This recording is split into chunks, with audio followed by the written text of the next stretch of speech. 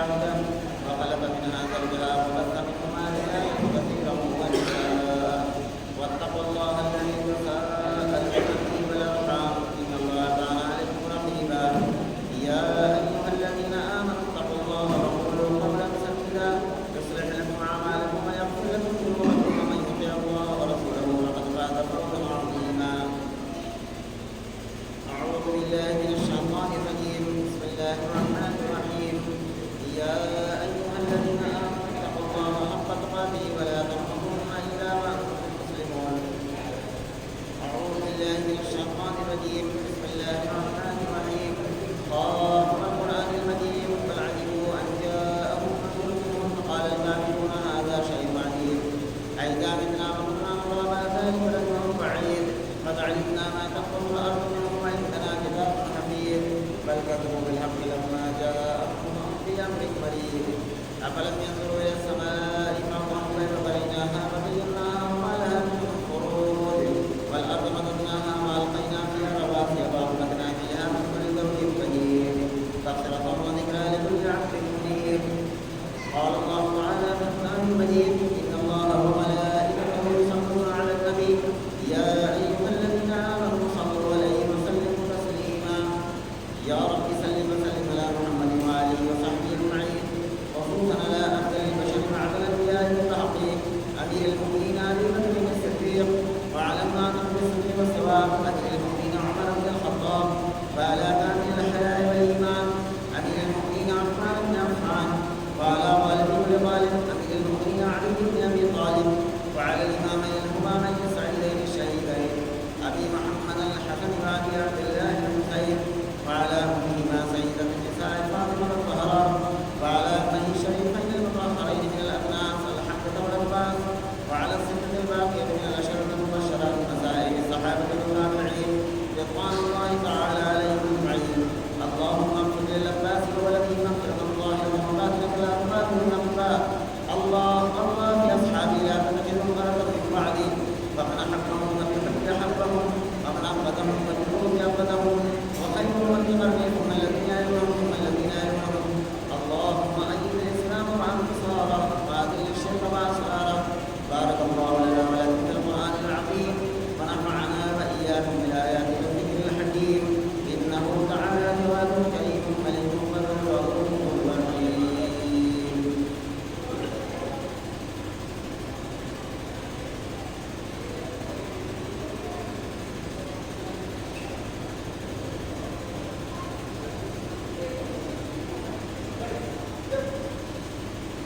الحمد لله نحمده ونستعينه ونستغفره ونعوذ بالله من شرور انفسنا ومن سيئات اعمالنا من يهده الله فلا مضل له ومن يضلل فلا هادي له واشهد ان لا اله الا الله وحده لا شريك له واشهد ان محمدا عبده ورسوله. اما بعد قال الله تعالى في مواطن اخر فويل للمصلين الذين هم عن صلاتهم ساهون. وقال تعالى فخلف من بعدهم خلف اتبعوا الصلاة واتبعوا الشهوات فسوف يلقون غيا. عرب سندھی ہم کو سنا تعریف توصیف بڑائی اور کبریائی لائق اور دیبا ہے صلی اللہ رب العالمین کے لیے جو ہم سب کا خالق و مالک ہے. درود و سلام کے پیش پہا نذرانے ذات مقدس مطہرہ پر جو ہم سب کے لیے رشد و ہدایت بنا کر کے بھیجے گئے جن کا نام نامی اسم گرامی احمد مصطفیٰ محمد مصطفیٰ صلی اللہ علیہ وسلم. میرے بھائیوں اور بزرگوں، اللہ رب العالمین کے توفیق سے میں نے نماز کے تعلق سے چند باتیں پچھلے خطبے میں بیان کی تھی. اسی تسلسل سے آج کا خطبہ ہے اور آج بھی انشاءاللہ میں مزید کوشش کروں گا کہ ضروری باتیں کم از کم آپ حضرات کے سامنے آ جائیں تاکہ نماز ہماری محمد رسول اللہ صلی اللہ علیہ وسلم کے طریقے کے مطابق ہو سکے. اور آپ سب یہ سنتے رہتے ہیں کہ رسول اللہ صلی اللہ علیہ وسلم نے فرمایا کہ اول ما یحاسب به العبد یوم القیامہ، قیامت کے دن سب سے پہلے بندے سے جس چیز کا حساب کیا جائے گا وہ نماز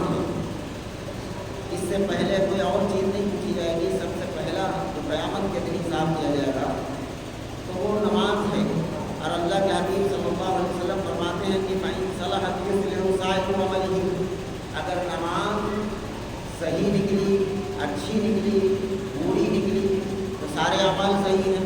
وَإِنْ فَسَدَتْ يُفْسِدُ سَائِرُ عَمَلِهِ، اگر نماز خراب نکلی تو سارے اعمال باطل ہو جائیں گے. اور یہ روایت ابو داؤد شریف کے اندر موجود ہے، وائل بن رضی اللہ تعالیٰ عنہ حدیث ہے. اور تو اس سے یہ پتہ چلا کہ ہر مسلمان کو کتنا اس معاملے میں چوکنا ہونا چاہیے، کتنا ہوشیار ہونا چاہیے اور کتنا فکر مند ہونا چاہیے کہ ہم سب اپنی نمازوں کو محمد رسول اللہ کے طریقے کے مطابق لانے کی پوری کوشش کریں، جدوجہد کریں. اور جب نبی صلی اللہ علیہ وسلم کا طریقہ معلوم ہو جائے تو دوسروں کو بتائیں. اس لیے کہ اللہ کے حبیب صلی اللہ علیہ وسلم فرماتے ہیں کہ جو چیز اپنے لیے پسند کرے ایک مسلمان تو اس کے لیے یہی ہے کہ وہی چیز اپنے بھائی کے لیے پسند کرے. جب ہم یہ چاہتے ہیں کہ محمد رسول اللہ صلی اللہ علیہ وسلم کا طریقہ عام ہو جائے پوری دنیا کے اندر، ہم اپنے لیے پسند کرتے ہیں تو اسی طرح ہم ہر مسلمان کے لیے وہی چیز پسند کریں جو ہم اپنے لیے پسند کرتے ہیں. اللہ رب العالمین ہمیں صحیح سمجھنے اور صحیح بولنے کی اور اس پر عمل کرنے کی توفیق عطا فرمائے. سب سے پہلے آتے ہیں اس آیت کریمہ کی طرف جو خطبہ مسموع کے بعد میں نے تلاوت کی ہے. اللہ رب العالمین نے فرمایا کہ فویل للمصلین الذین هم عن صلاتهم ساہون، کہ بہت سارے لوگ ایسے ہیں جو نماز پڑھتے ہیں، ان کے بارے میں اللہ رب العالمین نے فرمایا. نماز نہ پڑھنے والوں کے بارے میں بے شمار وعیدیں ہیں قرآن و حدیث کے اندر، لیکن یہاں پر نماز پڑھنے والوں کے لیے وعید ہے کہ فویل، ویل کہتے ہیں عربی زبان کے اندر جہنم کے ایک وادی، جہنم کے ایک حصے کو ویل کہا جاتا ہے. تو فرمایا کہ فویل للمصلین، جہنم ہے نمازیوں کے لیے، نماز پڑھنے والوں کے لیے. الذین هم عن صلاتهم ساہون، کہ جو اپنی نمازوں کی طرف مڑ کر نہیں دیکھتے، اسے چیک نہیں کرتے ہیں کہ ہماری نماز محمد رسول اللہ صلی اللہ علیہ وسلم کے طریقے کے مطابق ہے یا نہیں. اس لیے کہ جس طرح سے دنیا کے اندر بہت سارے لوگ جردوزی کا کام کرتے ہیں، وہ جانتے ہیں اس بات کو اچھی طرح کہ ایک سیمپل دیا جاتا ہے، ایک سیمپل دیا جاتا ہے کہ اس کے مطابق ڈیزائن ہونا چاہیے، اس کے مطابق اس کا سارا کام ہونا چاہیے. اور اگر کوئی شخص وہ دیے گئے سیمپل کے مطابق کام نہ کرے تو وہ کام واپس آ جاتا ہے، وہ کام قابل قبول نہیں ہوتا. اسی طریقے سے اللہ رب العالمین نے ایک سیمپل بھیجا ہے، اس سیمپل کا نام ہے محمد رسول اللہ صلی اللہ علیہ وسلم. اور اس کو فرمایا کہ لقد کان لکم فی رسول اللہ اسوۃ حسنہ، کہ ہم نے تمہارے لیے رسول کی زندگی کو اسوہ حسنہ بنایا ہے، نمونہ ایک سیمپل بنایا ہے. اگر ہمارا حج نبی کے طریقے پر نہیں ہے، ہماری قربانی نبی کے طریقے پر نہیں ہے، اگر ہماری نماز نبی کے طریقے پر نہیں ہے، اگر ہمارا روزہ نبی کے طریقے کے مطابق نہیں ہے تو یہ سارے کے سارے اعمال باطل ہیں.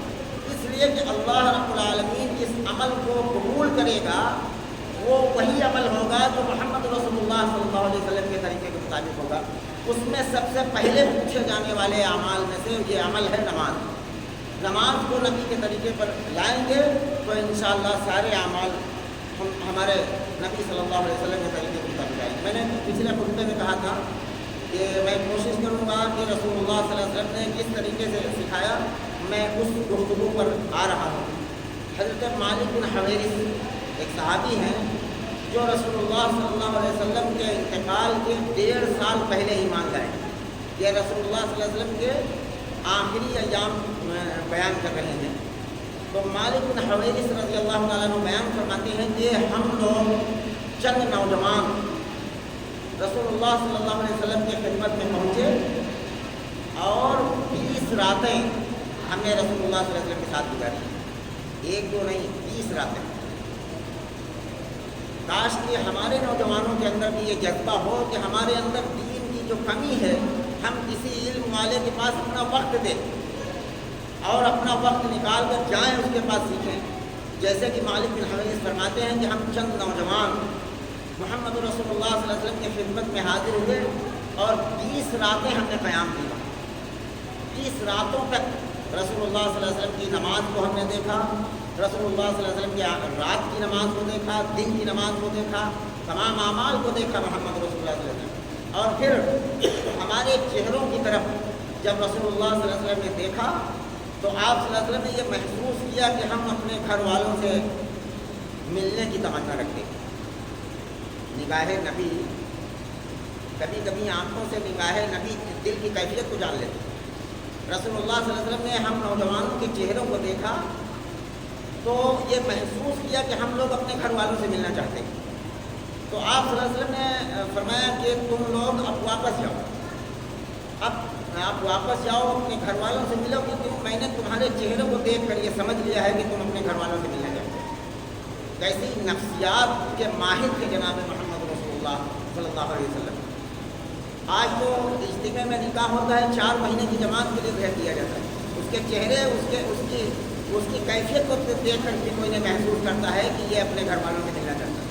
رسول اللہ صلی اللہ علیہ وسلم نے 20 راتوں میں یہ سمجھ لیا کہ یہ لوگ اپنے اہل و عیال سے, اپنے بیوی بچوں سے ملنا چاہتے ہیں. واپس کیا اور کہا کہ جاؤ, اور ساتھ ساتھ ایک بات فرمائی جسے صحیح بخاری کے اندر حدیث نمبر 631 پر اور 628 پر 2 جگہ امام بخاری رحمۃ اللہ علیہ نے اس حدیث کو بیان فرمایا ہے.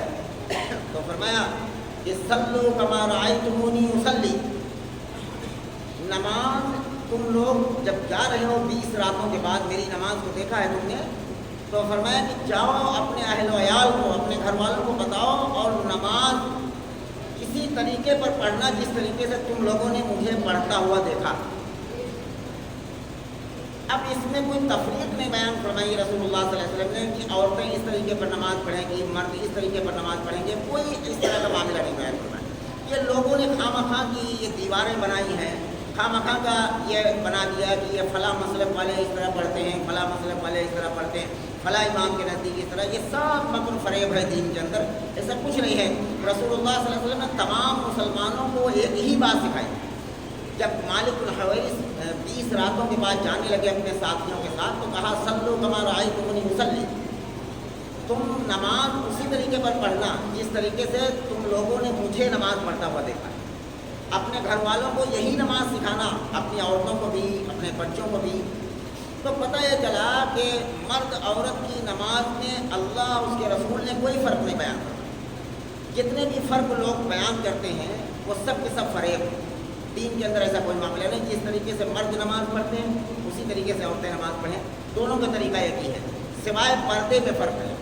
آپ صلی اللہ علیہ وسلم نے فرمایا کہ اب کوئی عورت اگر نماز پڑھتی ہے اس کے سر پر خمار نہیں ہے, دوپٹہ نہیں ہے, اور اس کے سر کے بال کہیں سے دکھ رہے ہیں تو اس کی نماز نہیں ہوگی. مرد کے بارے میں اللہ کے حبیب صلی اللہ علیہ وسلم نے فرمایا, صحیح بخاری کی روایت ہے کہ مرد کے اگر کندھے کھلے ہوئے ہیں تو اس کی نماز نہیں ہوگی, کندھے بند ہونا چاہیے. اسی لیے میں کہا کرتا ہوں کہ بہت چھوٹی ٹی شرٹ میں نماز نہ پڑھنا چاہیے, اس لیے کہ اس میں خطرہ ہے.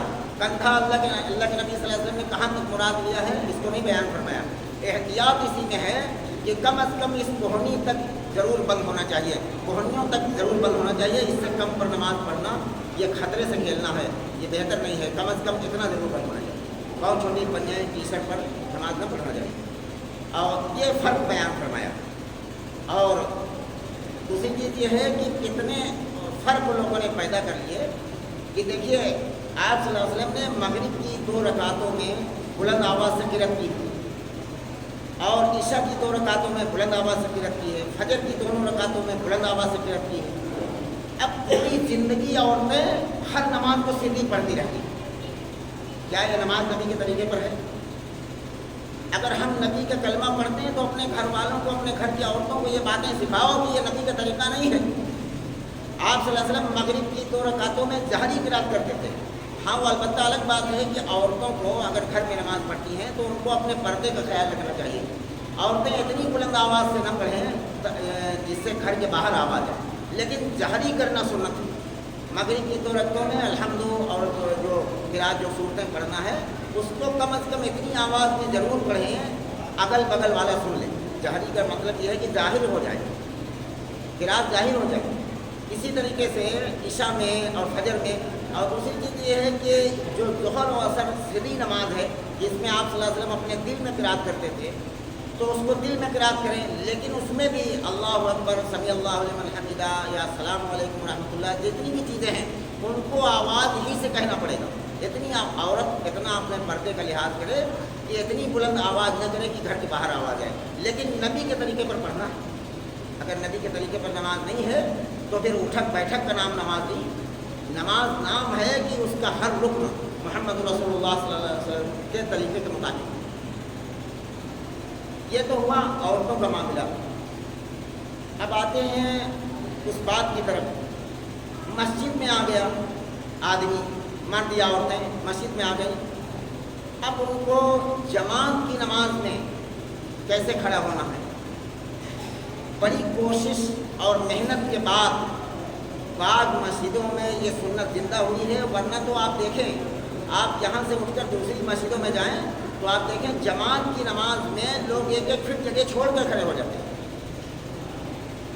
آپ صلی اللہ علیہ وسلم نے بیان فرمایا، صحیح مسلم کی روایت ہے کہ اپنی صفوں کو درست رکھو. اور کوئی نماز رسول اللہ صلی اللہ علیہ وسلم نہیں شروع کرتے تھے جب تک کہ یہ نہ کہتے تھے سب وہ صفوں کو تم اپنی صفوں کو برابر کرو اور بیچ میں جگہ مت چھوڑو، بیچ میں خلا مت کرو.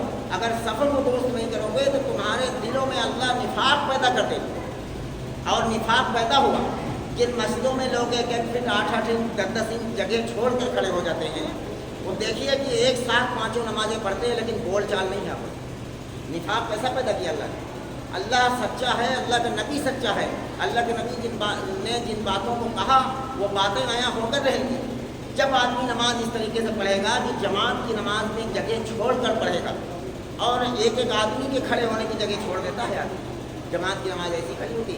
اور دیکھیے دلوں میں نفاق کیسا پیدا ہے کہ ایک ہی مسجد میں پانچوں نمازیں پڑھتے ہیں، اس کے باوجود ایک ایک سال 2-2 سال گزر جاتا ہے، ایک دوسرے میں تعلقات نہیں ہیں، بول چال نہیں ہے، سلام کلام. یہی وجہ نفاق پیدا ہو گیا، دلوں کے نفرتیں پیدا ہو گئی. اور آپ صلی اللہ علیہ وسلم نے فرمایا کہ اس جماعت کی نماز میں آپ اس طرح سے کھڑے ہو کہ شیطان کو کھڑے ہونے کی جگہ مت دو. آپ صلی اللہ علیہ وسلم نے فرمایا کہ شیطان بھیڑ کے بچے کی طرح بیچ میں کھڑے ہو جاتا ہے اور نماز میں بہکاتا ہے لوگوں. تو فرمایا کہ ایک کان نہ ہو بنیاد مرصوص، سیسا پلائی ہوئی دیوار کی طرح نماز میں کھڑے ہو جاؤ.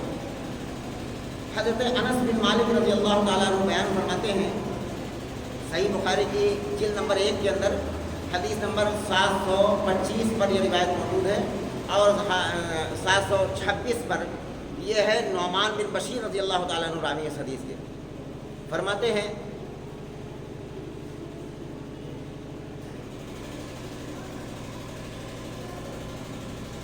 کہ آپ صلی اللہ علیہ وسلم نے فرمایا کہ جب جماعت کی نماز میں انس بن مالک رضی اللہ عنہ فرماتے ہیں کہ ہم لوگ کھڑے ہوتے تھے رسول اللہ صلی اللہ علیہ وسلم کے پیچھے، تو ہر ساتھی اپنے ساتھی کے کندھے سے کندھا ملا دیتا اور قدم سے قدم ملا دیتا، وہ قدم ہی قدم سے قدم ملا دیتا. یہ محمد رسول اللہ کا طریقہ ہے. اس کو اگر کسی فرقے سے کسی جماعت میں تقسیم کر دیا جائے تو جہالت ہے. یہ تمام مسلمانوں کے لیے ہے. اللہ کے نبی صلی اللہ علیہ وسلم تمام انسانیت کے لیے دنیا کے اندر آئے، اور نبی کا طریقہ جو نبی کا کلمہ پڑھ لے سب کے لیے برابر ہے. کوئی تفریق، کوئی جماعت، کوئی پارٹی، کوئی فرقہ، کوئی مسلک کچھ نہیں ہے مذہب اسلام کے اندر. یہ سب بہکایا گیا ہے، لوگوں کو فراق بتایا گیا ہے. میرے بھائیوں، مسلمانوں کے اندر کوئی فرقہ، کوئی جماعت نہیں ہے، بلکہ اسلام نام ہے کہ اللہ کی ہر بات کو ماننا اور محمد رسول اللہ کی ہر بات کو ماننا. بقیہ کوئی پارٹی، کوئی جماعت نہیں. اس بات کو اچھی طرح یاد رکھیں. نعمان بن بشیر رضی اللہ تعالیٰ عنہ فرماتے ہیں کہ حکم دیا جاتا تھا کہ ہم لوگ رسول اللہ صلی اللہ علیہ وسلم کے پیچھے جب کھڑے ہوتے تھے تو ہر ساتھی اپنے ساتھی کے کندھے سے کندھا ملا دیتا اور پاؤں سے پاؤں ملا دیتا، قدم سے قدم ملا دیتا. ایک مرتبہ رسول اللہ صلی اللہ علیہ وسلم نے فرمایا کہ جب انس بن مالک رضی اللہ عنہ خود بیان کرتے ہیں کہ آپ صلی اللہ علیہ وسلم نے جب پیچھے مڑ کر دیکھا ہماری صفوں کو تو کہا کہ آپ لوگوں نے تو فرشتوں جیسی جماعت بنا دی. تو فرشتوں کی جماعت رسول اللہ صلی اللہ علیہ وسلم دیکھ سکتے ہیں، ہم لوگ تو دیکھ نہیں سکتے. تو حضرت انس بن مالک رضی اللہ عنہ فرماتے ہیں کہ میں نے کہا یا رسول اللہ یہ بتائیے کہ فرشتے کیسے سب بناتے ہیں؟ تو آپ صلی اللہ علیہ وسلم نے بیان فرمایا کہ فرشتے اللہ رب العالمین کے سامنے جب آسمان پر صفحے بناتے ہیں تو ہر فرشتہ اپنے بغل والے کے کندھے سے کندھے ملا دیتا ہے اور گھٹنے سے گھٹنا ملا دیتا ہے، ٹہنے سے ٹہنا ملا دیتا ہے، قدم سے قدم ملا دیتا ہے، بیچ میں کوئی سانس نہیں، سراغ نہیں۔ اس کا نام ہے جماعت کا نام، جماعت کی نماز۔ اور آپ دیکھیں کہ بہت کم مسجدوں میں ایسا نظام ہے جس میں یہ محمد رسول اللہ کی سنت زندہ ہے۔ بہت کوشش اور محنت کے بعد اس مسجد کے اندر یہ نبی کی یہ سنت زندہ ہوئی ہے۔ اکثر لوگ اب ملانے لگے ہیں کندھا سے کندھا۔ اس میں ایک چیز اچھی طرح دھیان رکھیں کہ پیروں کو اپنے اگر آدمی پھیلا دیتا تو کندھے سے کندھا نہیں ملتا۔ بعض اپنے آپ کو اہل حدیث کہنے والے لوگ جاہلیت کا کام کرتے ہیں کہ اپنے پیروں کو حد سے زیادہ پھیلا دیتے ہیں، جبکہ نبی صلی اللہ علیہ وسلم کا طریقہ یہ ہے کہ اپنی جو اوپر کا یہ شولڈر ہے، یہ اپنی جو چوڑائی ہے اس سے زیادہ آپ پیر نہیں پھیلا سکتے۔ اس سے زیادہ آدمی پھیلا دیتا ہے تو نماز بھی خراب ہوتی ہے اور لوگ اس سے بدنام بھی کرتے ہیں کہ یہ لوگ پیر پھیلا کر کھڑے ہوتے ہیں۔ کوئی مسئلہ نہیں، پہلے کندھے سے کندھا ملا دیا جائے، بعد میں جو جگہ ہے اس کو اپنے قدموں سے ختم کر دیا جائے، یہ طریقہ ہے۔ یہ نہیں ہے کہ کوئی اپنے آپ کو اہل حدیث کہتا ہے تو اس کی کوئی غلطی کو نظر انداز کر دیا جائے۔ غلطی ہے چاہے کسی سے ہو۔ تو پتہ یہ چلا کہ پیروں کو اپنی باڈی سے زیادہ پھیلانا چاہیے، ورنہ اگر پیر پھیلا دیے جائیں گے تو کندھے سے کندھا نہیں ملے گا۔ پہلے کندھے سے کندھا ملانا ہے، بعد میں قدم سے قدم۔ پہلے کندھے سے کندھا ملا دے، بقیہ جو جگہ بچے اس کو دونوں طرف سے اپنے پیروں سے ختم کر دیا جائے۔ آپ دیکھیں اس طرح سے کھڑے ہو کر کسی کے پیر ایسے نہیں پھیلے ہوں گے جو دیکھنے میں بے لگے۔ جو لوگ قدم سے قدم تو ملا دیتے ہیں، کندھے سے کندھا نہیں ملتا، اس کا خیال ہی نہیں کرتے۔ دونوں باتوں کا خیال رکھنا چاہیے، کندھے سے کندھا بھی پہلے مل جائے اور بعد میں اپنے قدموں سے جگہ کو ختم کر دیا جائے۔ یہ رسول اللہ صلی اللہ علیہ وسلم کی سنت طریقہ ہے۔ آپ اسے لوڈ کریں اور ڈالیں حدیث نمبر 725 صحیح بخاری جلد نمبر 1 پر، اپنے موبائل پر لوڈ کریں، فوراً یہ حدیث لکھ کر آ جائے گی۔ آپ دیکھیں کہ یہ چیز موجود ہے۔ اور جو پہلے میں نے مالک بن حویرث والی روایت بیان کی ہے وہ صحیح بخاری کی حدیث نمبر 631 پر اور صحیح مسلم میں حدیث نمبر 694 سے 674 نمبر پر موجود ہے۔ آپ لوڈ کریں، فوراً یہ حدیثیں آپ کے سامنے آ جائیں گی۔ اور اب نماز میں کھڑا ہو گیا تو اماں عائشہ رضی اللہ عنہ بیان کرتی ہیں، صحیح مسلم کی روایت ہے جو حدیث نمبر 498 پر یہ روایت موجود ہے صحیح مسلم کے اندر۔ اماں عائشہ رضی اللہ عنہ فرماتی ہیں کہ رسول اللہ صلی اللہ علیہ وسلم اپنی نماز کو اللہ اکبر سے شروع کرتے، اپنی نماز کا افتتاح یفتح تکبیر، اپنی نماز کو اللہ اکبر سے شروع کرتے اور آغاز کرتے الحمدللہ رب العالمین۔ جب تو پتہ یہ چلا کہ اللہ اکبر سے نماز شروع کرنا ہے، اور یہ امام بھی کہے اور مقتدی بھی اپنے دل کے اندر اللہ اکبر، ایسا نہیں کہ صرف امام کہے مقتدی سے وہ ہاتھ اٹھا لے، مقتدی کو بھی اللہ اکبر کہنا۔ اور اس کے بعد الحمدللہ رب العالمین سے شروع کرتے۔ تو بعض دوسری روایتوں میں ہے کہ آپ صلی اللہ علیہ وسلم جب خاموش رہتے اللہ اکبر کہنے کے بعد کچھ دیر تک، تو لوگوں نے پوچھا یا رسول اللہ آپ اللہ اکبر کہہ کر اپنے ہاتھوں کو باندھ لیتے ہیں پھر خاموش رہتے ہیں، کچھ دیر کے بعد الحمدللہ رب العالمین شروع کرتے ہیں کہ بیچ میں کیا پڑھتے ہیں؟ تو آپ صلی اللہ علیہ وسلم نے بیان فرمایا جو مختلف روایتیں ہیں، سبحانک اللہم و بحمدک وہ جو ہے وہ ثنا پڑھا جاتا ہے، اور اللہم باعث بینی جو بخاری مسلم کے اندر ہے، کئی دعائیں ہیں آدمی پڑھ سکتا ہے، کم از کم سبحانک اللہم و بحمدک یہ ضرور پڑھے، یہ دعا پڑھے، اور اس کے بعد الحمدللہ رب العالمین۔ تو یہ سورہ فاتحہ اسے کہا جاتا ہے۔ تو آپ صلی اللہ علیہ وسلم نے فرمایا کہ سورہ فاتحہ کے بغیر نماز نہیں ہوتی، لا صلاۃ لمن لم یقرأ بفاتحۃ الکتاب۔ صحیح بخاری کی حدیث نمبر 756 پر یہ روایت موجود ہے، اور صحیح مسلم میں بھی موجود ہے، ابو داؤد کے اندر بھی موجود ہے، ترمذی کے اندر بھی موجود ہے، اور موطا امام مالک کے اندر بھی موجود ہے، مسند احمد کے اندر بھی موجود ہے، ساری کتب حدیث کے اندر یہ روایت موجود ہے، لا صلاۃ لمن لم یقرأ بفاتحۃ الکتاب۔ بغیر سورہ فاتحہ کے کوئی نماز نہیں، نہ جنازے کی نماز ہے، نہ تو فرض نماز ہے، نہ نفل نماز ہے، کوئی بھی نماز بغیر سورہ فاتحہ کے نہیں۔ اگر آدمی سورہ فاتحہ نہ پڑھے تو اس کی نماز نہیں ہوتی۔ اچھا، بعض لوگ اس میں اعتراض یہ کرتے ہیں کہ جب امام پڑھ رہا ہو تب بھی پڑھا جائے۔ ہاں، جب امام پڑھ رہا ہو تب بھی پڑھا جائے، کیونکہ ابو ہریرہ رضی اللہ تعالیٰ عنہ صحیح مسلم کے اندر کتاب الصلاۃ کے اندر موجود ہے کہ ابو ہریرہ رضی اللہ تعالیٰ عنہ سے پوچھا گیا کہ آپ امام المحدثین ہیں۔ ابو ہریرہ سے زیادہ کسی صحابی نے حدیث روایت نہیں کی۔ ابو ہریرہ سے پوچھا گیا کہ امام کے پیچھے سورہ فاتحہ کس طرح پڑھیں؟ تو ابو ہریرہ رضی اللہ تعالیٰ عنہ نے کہا کہ اقرا بنفسک، امام کے پیچھے سورہ فاتحہ اپنے دل کے اندر پڑھو، یہ نہیں کہ مطلب آواز سے پڑھنے لگو۔ اس کی صراحت ابو داؤد اور ترمذی کے اندر موجود ہے کہ آپ صلی اللہ علیہ وسلم الصبح فصلوا الیہ، آپ صلی اللہ علیہ وسلم صبح کی نماز پڑھا رہے تھے، اور نماز پڑھاتے پڑھاتے صحابہ کرام سورہ فاتحہ انہوں نے پڑھا، اور جو آیتیں آپ صلی اللہ علیہ وسلم تلاوت کر رہے تھے ان آیتوں کو پڑھنے لگے اور آواز سے پڑھنے لگے۔ تو آپ صلی اللہ علیہ وسلم فلما انصرف قال، جب سلام پھیر کر لوگوں کی طرف مخاطب ہوئے تو کہا کہ تم لوگ تقرؤون ما وراء امامکم، کہا تم اپنے امام کے پیچھے پڑھتے ہو، مجھے قرات بھاری ہو گئی۔ تو صحابہ نے کہا قلنا کہتے ہیں جب سارے لوگ مل کر کوئی بات کہیں اسے عربی میں قلنا کہا جاتا ہے۔ قلنا قال یا رسول اللہ ای واللہ، اللہ کی قسم یا رسول اللہ ہم لوگ پڑھتے ہیں۔ تو رسول اللہ صلی اللہ علیہ وسلم نے فرمایا کہ لا تفعلوا، ایسا مت کرو، الا بأم القرآن، سوائے ام القرآن یعنی سورہ فاتحہ کے، فإنه لا صلاۃ لمن لم يقرأ بها، جس نے نہ پڑھی سورہ فاتحہ اس کی نماز ہوتی ہی نہیں۔ اب اگر رسول اللہ صلی اللہ علیہ وسلم کہہ دیں کہ جو سورہ فاتحہ نہ پڑھے نماز ہوتی ہی نہیں ہے، اور اگر اس کے مقابلے میں 1 کروڑ علماء بھی کہنے لگے کہ نہ پڑھو سورہ فاتحہ نماز ہو جاتی ہے، تو ہمارے جوتوں کی ٹھوکروں میں ہے۔ ایمان کا تقاضا یہ ہے کہ نبی کے خلاف اگر 1 کروڑ علماء بھی کہنے لگے تو وہ بات محمد رسول اللہ کے مقابلے میں مانی نہیں جا سکتی، اس لیے کہ رسول اللہ صلی اللہ علیہ وسلم نے فرمایا کہ فإنه لا صلاۃ لمن لم يقرأ بها، جس نے نہ پڑھی سورہ فاتحہ اس کی نماز ہوتی ہی نہیں، نہ جنازے کی نماز ہوتی ہے، نہ عام نماز میں کوئی نماز نہیں ہوتی۔ سورہ فاتحہ اتنا قیمتی ہے۔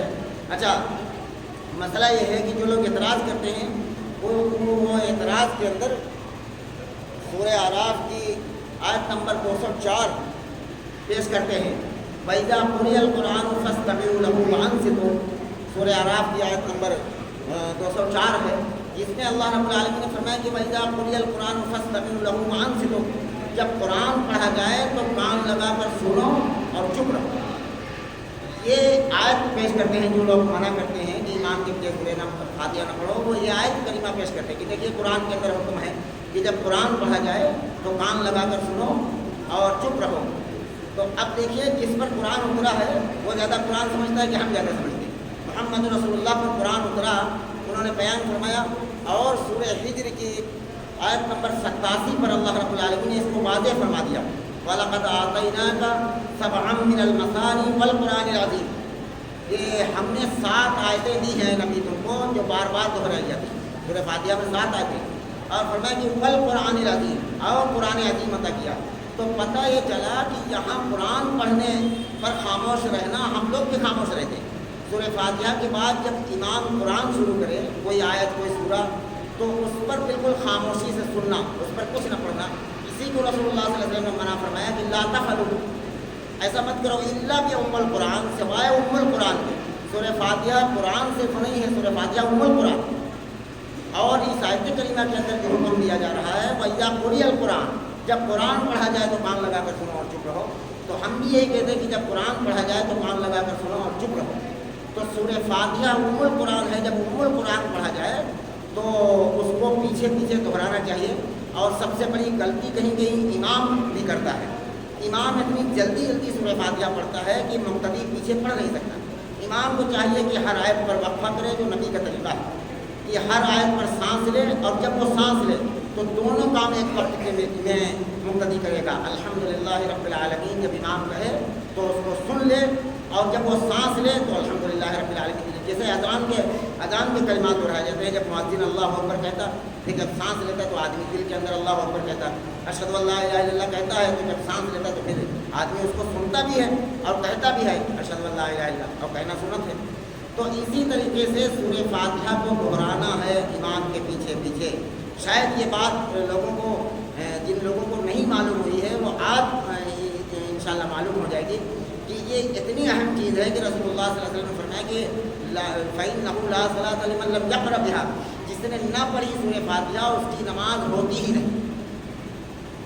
یہاں نماز ہونے نہ ہونے کا مسئلہ ہے، کوئی معمولی چیز نہیں کہ نماز میں ثواب کم ہو جائے گا یا نماز میں کراہیت پیدا ہو جائے گی، ایسا کوئی مسئلہ نہیں، بلکہ سیدھے طور پر رسول اللہ صلی اللہ علیہ وسلم نے فرمایا کہ فَإِنَّهُ لَا صَلَاةَ لِمَن لَّمْ يَقْرَأْ بِهَا، جس نے نہ پڑھی سورہ فاتحہ اس کی نماز ہوتی ہی نہیں۔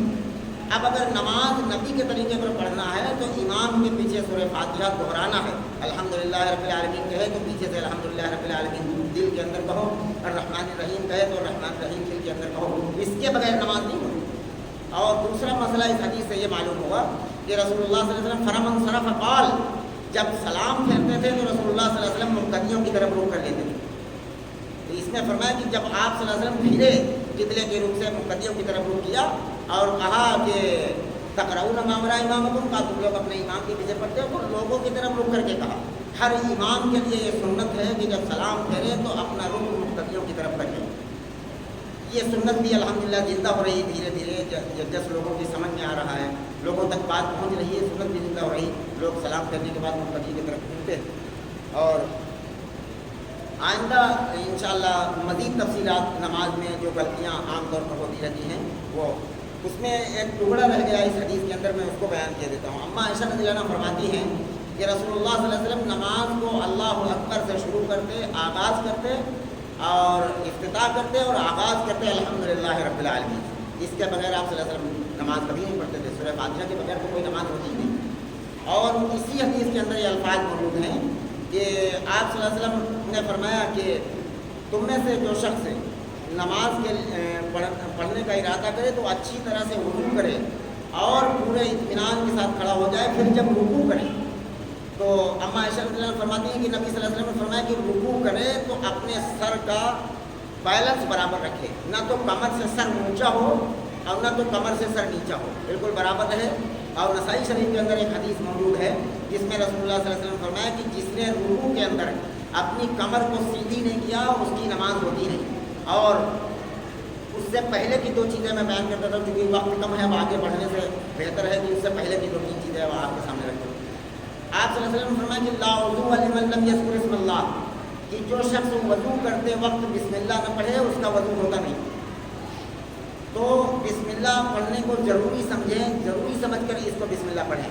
بسم اللہ پڑھنا وضو کرنے کے لیے ضروری ہے۔ اللہ کے نبی صلی اللہ علیہ وسلم فرمایا کہ لا وضوء لمن لم یذکر اسم اللہ، جس نے بسم اللہ نہیں پڑھی وضو کرتے وقت اس کا وضو نہیں ہوتا۔ بسم اللہ پڑھنا ضروری ہے۔ اور جب پڑھ چکے تو ایک فضیلت کے بعد آخری بات عرض کر رہا ہوں کہ رسول اللہ صلی اللہ علیہ وسلم فرمایا کہ جو شخص وضو کرنے کے بعد اگر اتنا پڑھ لے کہ اشہد ان لا الہ الا اللہ وحدہ لا شریک لہ واشہد ان محمدا عبدہ ورسولہ، جو شخص وضو کرنے کے بعد اس کلمے کو پڑھ لے اللہ جنت کے 8 دروازوں کو اس کے لیے کھول دیتا ہے۔ 1 منٹ کا کام نہیں ہے، اتنی بڑی فضیلت ہے کہ وضو کرنے کے بسم اللہ کر کے وضو کرے، اور جب وضو کر چکے تو کہے اشہد ان لا الہ الا اللہ وحدہ لا شریک لہ واشہد ان محمدا عبدہ ورسولہ، جو شخص اس کلمے کو پڑھ لیتا ہے اللہ رب العالمین جنت کے 8 دروازوں کو اس کے لیے کھول دیتا ہے۔ کتنی بڑی فضیلت، نیت کرو انشاءاللہ پڑھنا۔ اور یہ کلمہ عام طور پر بچوں کو یاد ہوتا ہے، اگر کسی کو نہیں یاد ہے تو اس کو یاد کرے۔ دوسری دعا یہ ہے کہ اللہم اجعلنی من التوابین واجعلنی من المتطہرین، یہ دعا بھی وضو کے بعد پڑھنا حدیث سے ثابت ہے، اس کو بھی پڑھنا چاہیے۔ جو چیزیں نہیں یاد ہیں ان کو یاد کرنے کی کوشش کریں، کم از کم یہ سمجھیں کہ دین میں ابھی ہمارے اندر کچھ کمی ہے، اس کو سیکھنے کی ضرورت ہے۔ آدمی دنیاوی لائن سے بہت سارے کام، اگر کوئی آدمی کو کوئی ہنر نہیں ہے، وہ سمجھتا ہے زندگی کیسے گزاریں گے، آگے زندگی بچوں کا اخراجات کیسے چلائیں گے، تو اس ٹائم نکال کر سیکھتا ہے۔ اگر ہم آخرت بنانا چاہتے ہیں، جہنم سے بچنا چاہتے ہیں، جنت کے اندر جانا چاہتے ہیں، تو ہمیں دین سیکھنے کے لیے کسی علم والے کے پاس ٹائم دینا پڑے۔ رکوع کے بعد کون سی دعا پڑھی جاتی ہے، دونوں ایک سجدے سے اٹھنے کے بعد کون سی دعا پڑھے۔ میں نے پچھلے خطبے میں کہا تھا کہ رکوع آدمی ایک سجدہ کر کے اٹھتا ہے تو اللہ کے نبی صلی اللہ علیہ وسلم کا طریقہ ہے کہ اللہم اغفر لی وارحمنی واہدنی وعافنی وارزقنی، اتنا پڑھنے کے بعد ہی دوسرا سجدہ کرے۔ اور اگر یہ بڑی دعا نہ پڑھ سکے تو ایک چھوٹی دعا اور ہے، رب اغفر لی کم از کم 2 مرتبہ پڑھے اور اس کے بعد ہی دوسرا سجدہ کرے۔ اب اللہ اکبر بیچ میں کچھ نہیں پڑھا، نماز نبی کے طریقے پر تو نہیں ہے، یہ نماز کے خلاف سنت۔ اور امام کرتے ہیں، جاہل آدمی نہیں، امام پڑھے لکھے لوگ کرتے ہیں۔ اللہ اکبر، ایک سجدے سے اٹھے آدمی سیدھا اٹھ نہیں سکا، اللہ اکبر، یہ نماز نہیں ہے، یہ اٹھک بیٹھک ہے۔ نماز اس کا نام ہے جو محمد رسول اللہ کے طریقے کے مطابق ہو۔ اللہ رب العالمین سے دعا ہے کہ جو باتیں کہیں سنی گئی ہیں اللہ ہم سب کو اس پر عمل کی توفیق عطا فرما دے۔ یا رب العالمین ہم سب کو جب تک زندہ رکھے اسلام پر، جب موت دیجیے تو ایمان پر خاتمہ نصیب فرما۔ یا رب العالمین اپنی اور اپنے نبی کی سچی پکی محبت اور اطاعت نصیب فرما، اپنے نبی کی سچی پیروی نصیب فرما۔ یا رب العالمین پوری امت کے اندر توڑ موڑ ختم فرما دیجیے، پوری امت کے اندر اللہ پارٹیاں اور جماعتیں ختم فرما کر ایک امت بنا دیجیے۔ یا رب العالمین سب کو قرآن و حدیث کی، اپنے نبی کی بات ماننے کی سب کو توفیق نصیب فرما، اپنے کرم سے قبول فرما دیے۔ وصلی اللہ علیہ وسلم۔ عباد اللہ رحمۃ اللہ ان اللہ یأمر بالعدل والإحسان وإيتاء ذی القربى وینہی عن الفحشاء والمنکر والبغی یعظکم لعلکم تذکرون۔